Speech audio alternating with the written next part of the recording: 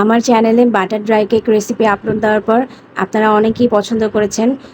অনেক আপুরা জিজ্ঞেস করেছেন বাটারের পরিবর্তে কি তেল দিয়ে করা যাবে কি না। জি আপু, বাটারের পরিবর্তেও তেল দিয়ে করতে পারবেন। হ্যালো এভরিওয়ান, আসসালামু আলাইকুম। পুচকি রান্নাবান্নায় আপনাদের সকলকে স্বাগতম।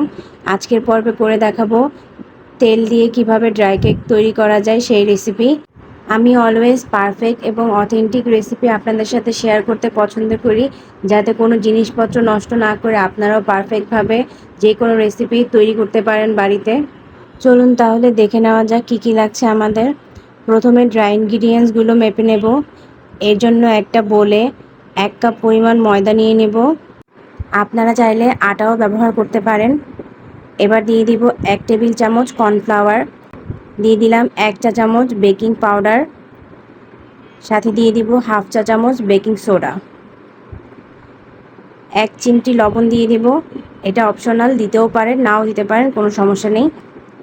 এবার সব কিছুকে একসাথে মিশিয়ে এক সাইডে রেখে দেব। আমার আজকের রেসিপি যদি আপনাদের ভালো লেগে থাকে তাহলে অবশ্যই একটা লাইক, কমেন্ট অ্যান্ড শেয়ার করবেন ফ্রেন্ডস অ্যান্ড ফ্যামিলির সাথে। ড্রাই ইনগ্রিডিয়েন্টসগুলো ভালোভাবে মেশানো হয়ে গেলে এবার আরেকটা বলে নিয়ে নেব রুম টেম্পারেচারে থাকা 3টা ডিম। এই রেসিপিতে আমরা 3টা ডিম ব্যবহার করব। একটা ইলেকট্রিক বিটার দিয়ে 3টা ডিমকে 1 মিনিটের মতো বিট করে কিছুটা ফোমি করে নেব। এরপর এর মধ্যে দিয়ে দিব 1 কাপের থেকে একটু কম চিনি। আপনারা যতটুকু মিষ্টি খেতে চান সেই অনুযায়ী চিনিটা দিয়ে নেবেন। আমি 1 কাপের থেকে কিছুটা কম নিয়েছি। চিনিটাকে আমি একবারে ঢেলে দেব না, 3 বারে অল্প অল্প করে দিয়ে ডিমের ফোমের সাথে বিট করে নেব। এতে করে ডিমের ফোমটাও পারফেক্ট হবে। সম্পূর্ণ চিনিটা দেওয়া হয়ে গেলে 5 থেকে 6 মিনিটের মতো বা চিনিটা গলে যাওয়া পর্যন্ত বিট করে নেব। এই কাজটা চাইলে আপনারা হ্যান্ড উইক্স দিয়েও করতে পারেন, সেক্ষেত্রে একটু সময়টা বেশি লাগবে। যাদের হাতের কাছে ইলেকট্রিক বিটার থাকবে তারা অবশ্যই এই কাজটা বিটার দিয়েই করার চেষ্টা করবেন। কিছুক্ষণ বিট করা হয়ে গেলে সাইডে যে চিনিগুলো লেগে থাকবে একটা স্প্যাচুলা দিয়ে এগুলোকে মাঝখানে এনে আবারও বিট করতে হবে। এই পর্যায়ে ব্যাটারটাকে কিন্তু কোনোভাবেই ওভারবিট করা যাবে না। 5 থেকে 6 মিনিট বিট করার পর একবার চেক করে নেবেন যে চিনিগুলো ভালোভাবে গলে গিয়েছে কিনা। বিট করতে করতে ডিমের কালারটাও চেঞ্জ হয়ে এসেছে এবং পরিমাণেও ডাবলের চেয়ে বেশি হয়ে গিয়েছে। এই পর্যায়ে আমি চেক করে নিচ্ছি যে চিনিটা গলে গিয়েছে কিনা। সম্পূর্ণভাবে চিনিটা গলে গিয়েছে। এখন এখানে অ্যাড করে দেব 1/3 কাপ পরিমাণ রান্নার সয়াবিন তেল, সাথে দিয়ে দিব 1 চা চামচ পরিমাণ ভ্যানিলা এসেন্স। এবার সব কিছুকে 10 সেকেন্ডের মতো মিশিয়ে নেব। এর বেশি সময় বিট করতে যাবেন না, তাহলে কেকটা তৈরি করার পর চুপসে যাবে। এবার বিটারটাকে অফ করে কাঁটাগুলো সরিয়ে নেব। এবার ময়দার যে মিশ্রণটা তৈরি করে রেখেছিলাম ওইটা থেকে কিছুটা ময়দা নিয়ে চালনির সাহায্যে চেলে ডিমের ফোমের সাথে মিশিয়ে নেব।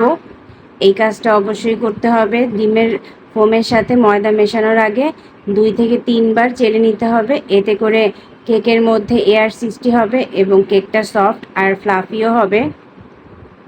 ড্রাই ইনগ্রিডিয়েন্টস মেশানোর ক্ষেত্রে অবশ্যই মাথায় রাখতে হবে এলোমেলোভাবে মেশানো যাবে না, এক দিক থেকে ঘুরিয়ে ঘুরিয়ে মেশাতে হবে এবং এই কাজটা অবশ্যই ধৈর্যের সাহায্যে করতে হবে।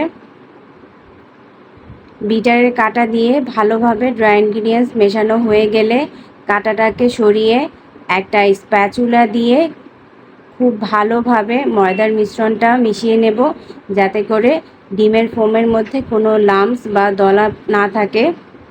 সব ধরনের টিপস অ্যান্ড ট্রিক্স আপনাদের সাথে শেয়ার করার চেষ্টা করি, যাতে আমার ভিডিও দেখে যারা রেসিপি ট্রাই করে তারা যেন নিরাশ না হয়। সম্পূর্ণ ভিডিও দেখে টিপস অ্যান্ড ট্রিক্সগুলো ফলো করে রেসিপি ট্রাই করলে অবশ্যই আপনাদের রেসিপিও আমার মতো এরকম পারফেক্ট হবে। ভালোভাবে মেশানো হয়ে গেলে এখানে আমি 10 ইঞ্চি এবং 6 ইঞ্চি সাইজের পাউন্ড কেক মোল্ড নিয়ে নিয়েছি। নিচে লেখালেখি যে কাগজ থাকে সেটাও দিয়ে দিয়েছি, কোনো প্রকার তেল ব্রাশ করতে হবে না। এবার ব্যাটারটাকে আমি পরিমাণ মতো বুঝে 2টা মোল্ডে ঢেলে দিয়েছি।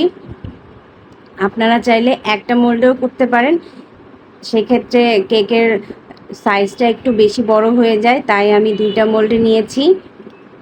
এবার একটা টুথপিকের সাহায্যে ভালোভাবে একটু মিশিয়ে নেব, যাতে করে ভিতরে যে বড় বড় বাবলগুলো থাকে সেগুলোও নষ্ট হয়ে যাবে। এবার হালকা হাতে 2-3 বার ট্যাপ করে নেব।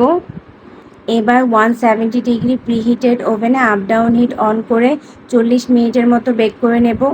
এক একজনের ওভেনের টেম্পারেচার এক এক রকম হয়, তাই নামানোর আগে অবশ্যই টুথপিক দিয়ে চেক করে নেবেন। বেক করা হয়ে গেলে এবার আমি কেকটাকে সম্পূর্ণ ঠান্ডা করে পিস পিস করে কেটে নিয়েছি। আপনারা আপনাদের পছন্দ অনুযায়ী পিস করে কেটে নিতে পারেন। এবার একটা পিৎজা ট্রেতে একটা লেখালেখি কাগজ বিছিয়ে তেল ব্রাশ করে দিয়েছি। এবার কেকের পিসগুলো দিয়ে আবারও 170 ডিগ্রি প্রিহিটেড ওভেনে 15 মিনিটের মতো বেক করে নেব। 15 মিনিটের বেশি বেক করা যাবে না। এবার নামিয়ে কেকের পিসগুলোকে উল্টিয়ে দিয়ে আবারও 15 মিনিট বেক করে নেব। বেক করা হয়ে গেলে বিস্কুটটাকে সম্পূর্ণভাবে ঠান্ডা করতে দেবেন। এই পর্যায়ে যখন ওভেন থেকে নামাবেন তখন ভিতরটা একটু সফট মনে হলেও যখন বিস্কুটটা একদম ঠান্ডা হয়ে যাবে তখন একদমই ক্রাঞ্চি এবং মুচমুচে হয়ে যাবে।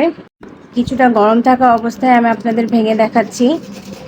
দেখতেই পাচ্ছেন কতটা ক্রাঞ্চি হয়েছে। সম্পূর্ণ ঠান্ডা হয়ে যাওয়ার পর একটা এয়ারটাইট বক্সে ভরে আপনারা মাস জুড়ে খেতে পারবেন। বাসায় মেহমান বা বিকেলে চায়ের নাস্তার সাথেও খুব ভালোভাবে এনজয় করতে পারবেন। আমার আজকের রেসিপি আপনাদের কাছে কেমন লেগেছে অবশ্যই কমেন্ট করে জানাবেন। ভালো লেগে থাকলে অবশ্যই আমার চ্যানেলটি সাবস্ক্রাইব করবেন, পাশে থাকা বেল বাটনটিও ক্লিক করে দিবেন। অন্য যে কোনো ভিডিও দেখতে চাইলে কমেন্ট করে জানাতে পারেন। আসসালামু আলাইকুম।